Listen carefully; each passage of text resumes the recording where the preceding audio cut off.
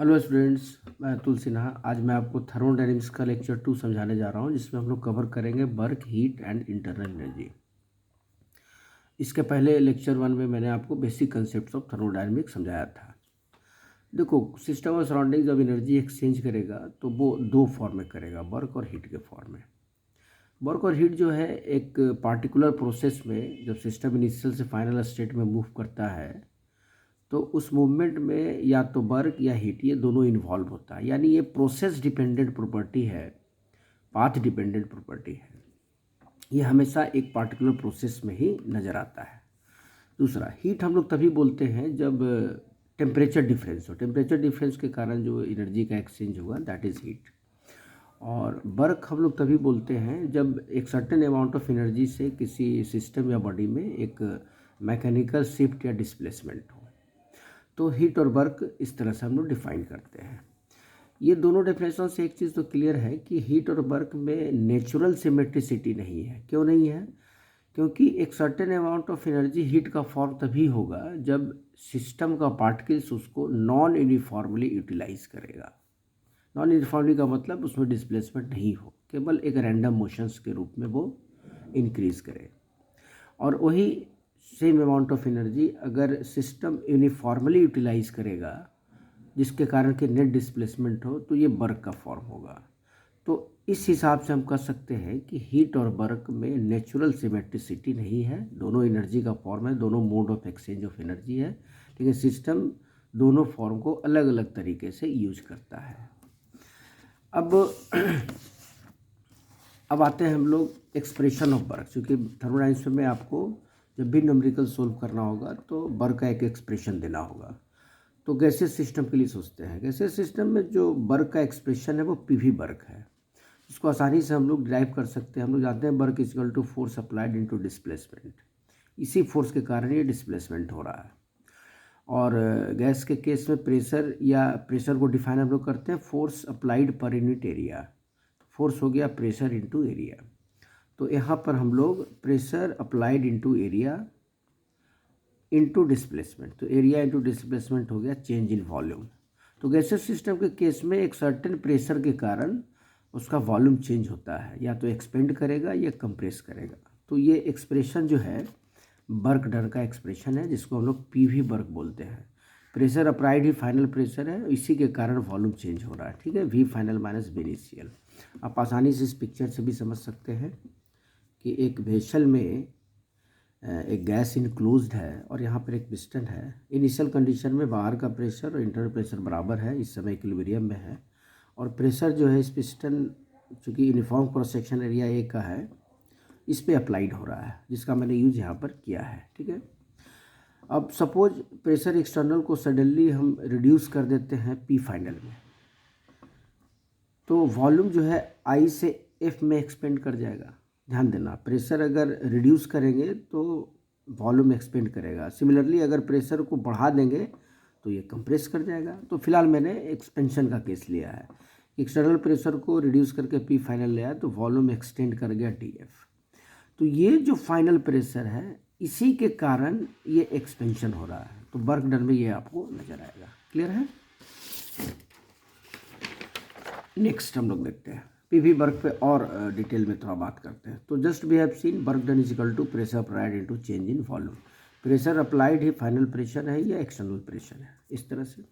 अब ध्यान देना, वो सिंपल सा है कि फाइनल वॉल्यूम अगर ज़्यादा हो तो एक्सपेंशन का केस है, फाइनल वॉल्यूम अगर कम हो तो कंप्रेशन का केस है। फाइनल वॉल्यूम ज़्यादा हो एक्सपेंशन, इस केस में जो वर्क डन है वो वर्क ऑफ एक्सपेंशन कहलाएगा, and this is called work is done by the system. और अगर कंप्रेशन का केस है तो इसको हम लोग बोलेंगे work is done on the system.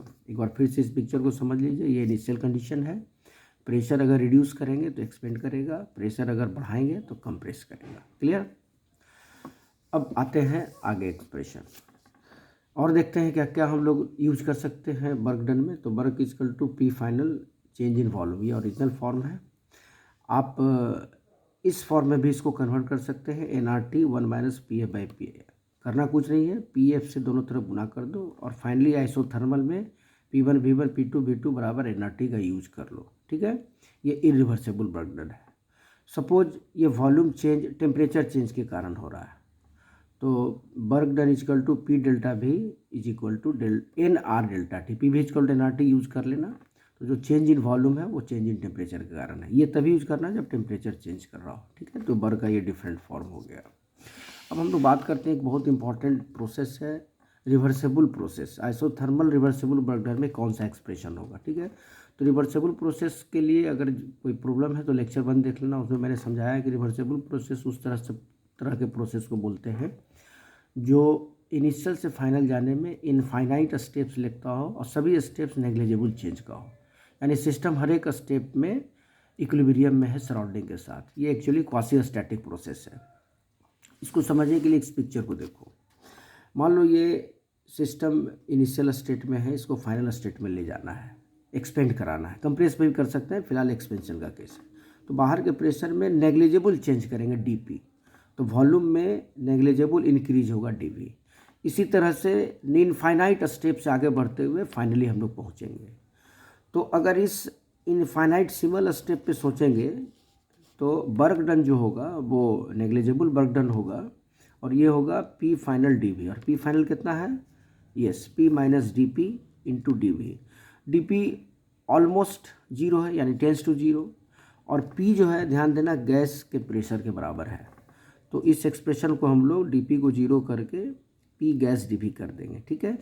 तो अब इस स्टेटमेंट में देखना, तो रिवर्सेबल प्रोसेस जो है नेट 1 से 2 जाने में हमको इंटीग्रेट करना पड़ेगा। क्या करना पड़ेगा, 1 से 2 पे इंटीग्रेट करना पड़ेगा। तो नेट वर्क डन आ जाएगा। तो नेट वर्क डन हो जाएगा पी गैस, यहाँ से देखना P gas D V. P gas का मतलब N R T by V, तो N R T D V by V. ये आइसोथर्मल है तो टेम्परेचर भी कांस्टेंट है। डी वी बाई बी का इंटीग्रेशन एल एन भी, और बेस 10 में बदलेंगे तो 2.303 से मल्टीप्लाई करेंगे। तो जैसे ही रिवर्सेबल और आइसोथर्मल लिखा रहे क्वेश्चन में, रिवर्सेबल आइसोथर्मल लिखा रहे तो वर्क डन का एक्सप्रेशन ध्यान रखना 2.303 N R T log V two by V one या 2.303 N R T log P one by P two, ठीक है। इसी स्टेप को मैंने मैथमेटिकली यहाँ समझाया है। क्लियर। अब आते हैं नेक्स्ट हम लोग यूनिट्स पे। वर्क का जो यूनिट है वर्क और हीट का, वो या तो जूल या कैलोरी होगा, ठीक है। और अगर हम प्रेशर वॉल्यूम वर्क को सोचते हैं तो ये एक्सप्रेशन पी डी बी है, तो निश्चित रूप से इसमें जो यूनिट आएगा वो लीटर एटीएम आएगा। आपको जूल में चाहिए तो 101.3 से गुना कर देना, जूल में आ जाएगा, ठीक है। नेक्स्ट है साइन कन्वेंशन। यहाँ पर बच्चों को काफ़ी कन्फ्यूजन होता है साइन कन्वेंशन में, क्योंकि थर्मोडायनेमिक्स का कंसेप्ट फिजिक्स और केमिस्ट्री में सेम है, बस यहीं पर एक डिफरेंस है खास करके वर्क के साइन में। तो ध्यान रखना कि केमिस्ट्री में सिस्टम का एनर्जी अगर बढ़ता है किसी घटना से, चाहे हीट या वर्क से, तो वो पॉजिटिव लिया जाता है। तो हीट सप्लाई करेंगे सिस्टम को तो पॉजिटिव, हीट रिलीज होगा तो नेगेटिव। फिजिक्स में भी यही कंसेप्ट है। Work is done on the system, तो सिस्टम का एनर्जी बढ़ेगा तो केमिस्ट्री में positive. Work is done by the system, system का एनर्जी घटेगा तो केमिस्ट्री में नेगेटिव। लेकिन फिजिक्स में क्या है कि work done by the system ये पॉजिटिव है और ऑन द सिस्टम निगेटिव है। तो इस हिसाब से कर सकते हैं कि जो वर्क डन फिजिक्स में है वो केमिस्ट्री में माइनस है। ऐसा इसलिए किया जाता है, इसका कोई बहुत ज़्यादा डिफरेंस जो है ये कंसेप्ट के हिसाब से है। केमिस्ट्री में अभी मैंने आपको समझाया कि एनर्जी कंटेंट के हिसाब से सोचना है। फिजिक्स में क्या है कि जिस डायरेक्शन में डिस्प्लेसमेंट है उसी डायरेक्शन में अगर प्रेशर अप्लाइड है तो वो पॉजिटिव हो जाता है, ठीक है। चलिए और हम लोग पीवी वर्क को समझते हैं पीवी डायग्राम पे। ये बहुत इंपॉर्टेंट डायग्राम है, इससे क्वेश्चंस काफ़ी नज़र आते हैं एग्जाम्स में। पीवी डायग्राम पे जो वर्क डन होगा, चूँकि work done P into delta V है, तो पीवी डायग्राम पे जो प्रोसेस होगा उसका एरिया आ जाएगा, ठीक है। तो पीवी डायग्राम पे पीवी वर्क हमेशा एरिया अंडर द प्रोसेस होगा। जैसे देखो ए से बी में सिस्टम मूव कर रहा है तो इसके अंदर जो भी एरिया कवर होगा वो वर्क डन होगा। अब देखो ए से बी में वॉल्यूम बढ़ रहा है, यानी एक्सपेंशन का केस है, तो वाई हो गया।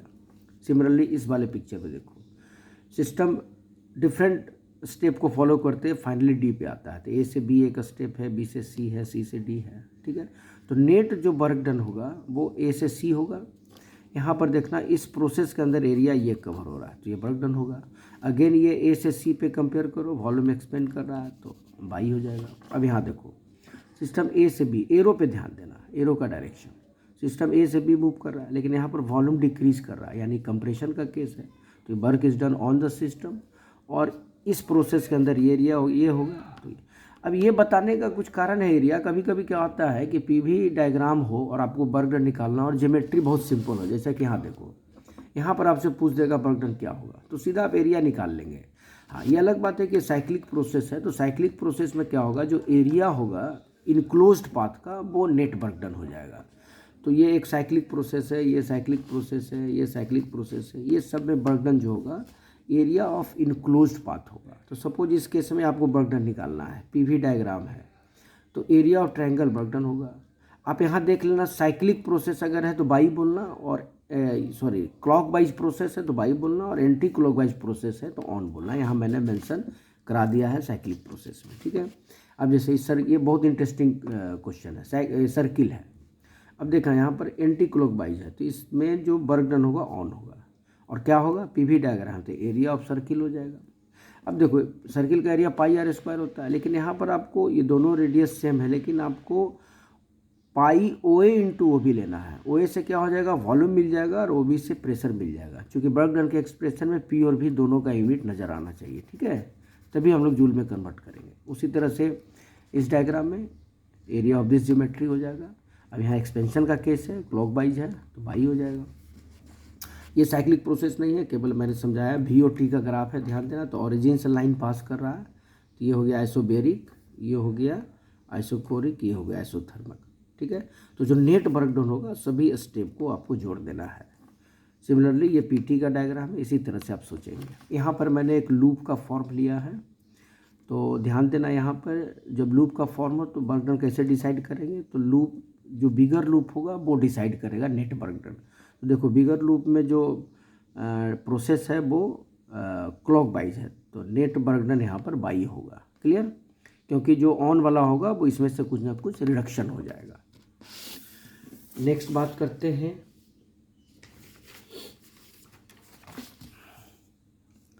एक आपको एग्जाम्पल से समझाते हैं, इसी हिसाब से आप क्वेश्चंस को टैकल करेंगे। एक पीवी डायग्राम पे एक प्रोसेस दिया हुआ है, ध्यान देना, यहाँ पर ये आइसोथर्मल प्रोसेस है, स्ट्रेट लाइन नहीं है। ये साइक्लिक प्रोसेस है, तो एरिया जो होगा इस इनक्लोज पाथ का ये वर्क डन होगा। ये क्लॉक वाइज डायरेक्शन है तो बाई होगा, लेकिन यहाँ पर इस ज्योमेट्री का एरिया आप नहीं निकाल सकते हैं, ठीक है, क्योंकि यह स्ट्रेट लाइन नहीं है। तब क्या करेंगे, तो नेट वर्क डन जो होगा सभी पाथ को, सभी प्रोसेस को आपको ऐड कर देना है। अब आपको क्या करना है, क्वेश्चन में समझना है कि कौन कौन सा प्रोसेस है, उस हिसाब से फार्मूला आपको आगे भी मिल जाएगा और पीछे भी दिया गया है। तो 1 से 2 देखो आइसोथर्मल है, तो आइसोथर्मल रिवर्सेबल एक्सपेंशन। 2 से 3 देखो प्रेशर कांस्टेंट है, तो आइसोबेरिक कंप्रेशन, क्योंकि वॉल्यूम डिक्रीज हो रहा है। 3 से 1 पे सोचो आइसोकोरिक है, ठीक है। तो इस तरह से आप पहले स्टेप वाइज उसके पाथ को डिसाइड कर लेंगे। अब देखो आइसोकोरिक प्रोसेस में वर्क डन जीरो होगा, क्यों जीरो होगा, क्योंकि डेल्टा भी जीरो है। तो यहाँ ध्यान रखना, वर्क डन का expression P external into delta भी है, तो ये दो केस में जीरो होगा। या तो डेल्टा भी जीरो हो जाए आइसोकोरिक प्रोसेस में, तब भी वर्क डन जीरो होगा, या पी एक्सटर्नल जीरो हो जाए। पी एक्सटर्नल जीरो का मतलब फ्री एक्सपेंशन, मतलब एक्सपेंशन अगेंस्ट वैक्यूम, यहाँ भी वर्क डन जीरो होगा, ठीक है। चलिए और थोड़ा इस ग्राफ को समझते हैं। अब 1 से 2 पता चल गया कि आइसोथर्मल रिवर्सेबल प्रोसेस है, तो फार्मूला ये लग जाएगा। अगर आप फिजिक्स में बना रहे हैं तो ओरिजिनल फॉर्म को लिख देना, केमिस्ट्री बना रहे हैं तो माइनस लगा देना, क्लियर। उसी तरह से 2 से 3 देखो, ये आइसोबेरिक प्रोसेस है, तो ओरिजिनल फॉर्म लगा देना, फिजिक्स है तो रहने देना, केमिस्ट्री में माइनस लगा देना, ठीक है। यहाँ पर मैंने एक चीज़ और मेंशन करा दिया है कि अगर आप केमिकल रिएक्शन में वर्क डन सोचेंगे तो W=P डेल्टा भी, और ये वॉल्यूम चेंज इन मोल्स के कारण हो रहा है। गैस का मोल जो चेंज होगा किसी रिएक्शन में उस पर होगा, तो जहाँ पर डेल्टा Ng जो है moles of product minus moles of reactant. ये कैसे कैलकुलेट करेंगे, एक एग्जांपल से समझो। Zn when react with HCl solution gives ZnCl2 and H2O। यहाँ पर रिएक्शन बैलेंस आप लोग 2 लगा के कर सकते हैं, ठीक है। तो देखो यहाँ पर आपको केवल कंसीडर करना है मोल्स ऑफ गैस, तो इसको कंसीडर करेंगे, इसको नहीं करेंगे, इसको नहीं करेंगे, इसको नहीं करना है, ये सब नहीं करना है, ठीक है। तो डेल्टा Ng हो गया moles of product minus moles of reactant, तो केवल 1 बचा, केवल मोल्स ऑफ हाइड्रोजन बचा, ठीक है। ये मोल्स ऑफ हाइड्रोजन अगर कुछ क्वांटिटी से ये बन रहा है तो मोल ले लेंगे, और वर्क डन हो जाएगा P डेल्टा भी moles of N2 into RT। यहाँ पर एक चीज़ ध्यान देना कि डेल्टा एन जी अगर ग्रेटर देन जीरो हो, यानी प्रोडक्ट का मोल ज़्यादा हो तो ये एक्सपेंशन का केस होगा, ये वर्क डन बाई होगा, और लेस देन जीरो है तो work is done on the system. Clear है?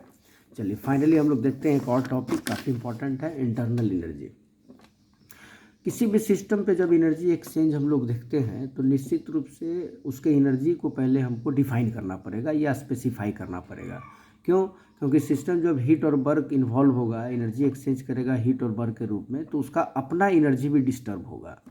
तो सिस्टम का अपना एनर्जी या जो एनर्जी रिजर्व है सिस्टम के अंदर पार्टिकल लेवल पे, जितना भी तरह का काइनेटिक एनर्जी, पोटेंशियल एनर्जी, जितना भी तरह का बॉन्ड में एनर्जी हो सकता है, सभी का जोड़ एक सर्टेन स्टेट पे जो होगा उसको हम लोग इंटरनल एनर्जी बोलेंगे। ठीक है? इंटरनल एनर्जी का एग्जैक्ट मेजरमेंट संभव नहीं है। क्यों नहीं संभव है? क्योंकि ये बहुत तरह का फॉर्म हो सकता है जो हम सोच सकते हैं और नहीं भी सोच सकते हैं। ठीक है? लेकिन ध्यान क्या रखना है कि इंटरनल एनर्जी सिस्टम का ये हीट और वर्क से ये चेंज होता है। तो अगर आपको हीट और वर्क पता है तो चेंज इन इंटरनल एनर्जी आप निकाल सकते हैं। ठीक है? तो ध्यान देना, ये इंटरनल एनर्जी किसी भी सिस्टम का एनर्जी रिजर्व है जो हीट और वर्क एक्सचेंज से पहले, एनर्जी एक्सचेंज से पहले और बाद में ये चेंज करता है। तो ये आपको डिफाइन करना पड़ेगा कि सपोज इनिशियल स्टेट में यू आई मान लो और फाइनल स्टेट में यू एफ मान लो। ठीक है? तो ये जो चेंज होगा यहाँ से यहाँ जाने में किसके कारण हुआ? हीट वर्क या दोनों के कारण। तो चेंज इन इंटरनल एनर्जी, बस केवल हीट वर्क आप जो भी या दोनों लिख दो तो चेंज मिल जाएगा।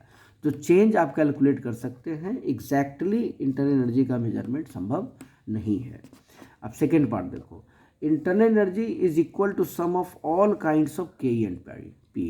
के और पी जितना भी तरह का पॉसिबल हो सकता है सिस्टम के अंदर पार्टिकल्स पे, उसके जोड़ के बराबर होता है। अगर हम गैसियस सिस्टम पे कंसीडर करेंगे तो आपको याद होगा पोटेंशियल एनर्जी जीरो होता है। ठीक है? तो internal energy of a gaseous system is equal to sum of kinetic energy. ये ट्रांसलेशनल भी हो सकता है, रोटेशनल भी हो सकता है, वाइब्रेशनल भी हो सकता है।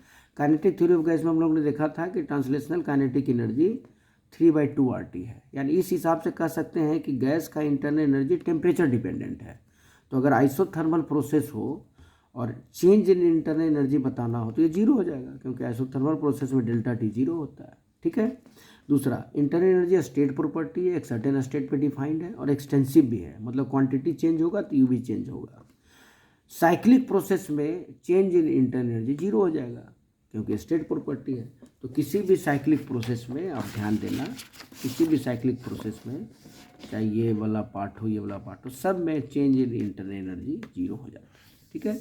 उम्मीद है कि आपको ये लेक्चर आज समझ में आ गया होगा। Thank you.